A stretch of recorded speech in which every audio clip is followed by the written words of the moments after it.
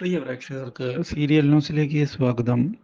കൂടുതൽ സീരിയൽ ന്യൂസുകൾ അതിവേഗം ലഭിക്കുന്നതിന് ഈ ചാനൽ മറക്കാതെ സബ്സ്ക്രൈബ് ചെയ്യുക. വീഡിയോ ഇഷ്ടമായി എങ്കിൽ ലൈക്ക് ചെയ്യാൻ മറക്കരുത്.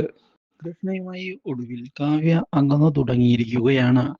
ഇതേ തുടർന്ന് കാര്യങ്ങൾ മുന്നോട്ട് കൊണ്ടുപോകുമ്പോഴാണ് പുതിയ വഴിത്തിരിവുകൾ ഉണ്ടാകുന്നത്. കമ്പനിയിലെ ചാർജ് ഏറ്റെടുക്കുന്ന നമ്മുടെ ഭരത് ഇതേ തുടർന്ന് സ്വന്തമായി തീരുമാനങ്ങൾ എടുത്തുകൊണ്ട് മുന്നിലേക്ക് പോയിരിക്കുകയാണ്. ഈ കാര്യങ്ങൾ ഇതേ തുടർന്ന് അറിയാൻ ഇടയാകുന്ന കാവ്യ ആകെ ഞെട്ടിപ്പോവുകയും കമ്പനി നഷ്ടത്തിലേക്കാണ് പോകുന്നത് എന്ന് തിരിച്ചറിയുകയും ചെയ്യുന്നു. ഇതോടെ പ്രശ്നത്തിൽ ഇടപെടാൻ തീരുമാനം എടുക്കുകയും ചെയ്യുന്നു.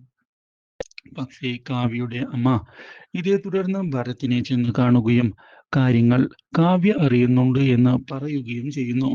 മാത്രവുമല്ല, കമ്പനിയിലെ കാര്യങ്ങൾ ഇങ്ങനെ കുളമാക്കരുത് എന്നുള്ള കാര്യവും ഓർമ്മിപ്പിച്ചതിനെ തുടർന്ന് ഇനി കമ്പനിയിലെ കാര്യങ്ങൾ താൻ തീരുമാനിക്കുമെന്നും മറ്റാരും ഇടപെടേണ്ട എന്നും വ്യക്തമാക്കുന്ന ഭരത് തന്നിഷ്ടത്തിൽ മുന്നോട്ട് പോയിരിക്കുകയാണ്.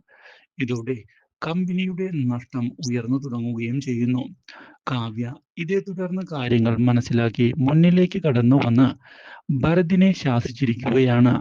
ഭരത് കമ്പനി കാര്യത്തിൽ ഇടപെടേണ്ട ആവശ്യമില്ല എന്നും ഇങ്ങനെ നഷ്ടം വരുത്തിവെച്ചാൽ സ്വത്തുക്കൾ നഷ്ടമാകും എന്നും ഓർമ്മിപ്പിക്കുന്ന കാവ്യ ഇതേ തുടർന്ന് പണ്ട് കൃഷ്ണ ഉണ്ടായിരുന്നപ്പോൾ കമ്പനി ലാഭത്തിലായിരുന്നു എന്ന് ജയമോഹിനിയുടെ മുൻപിൽ വെച്ച് പറയുകയും ചെയ്യുന്നു.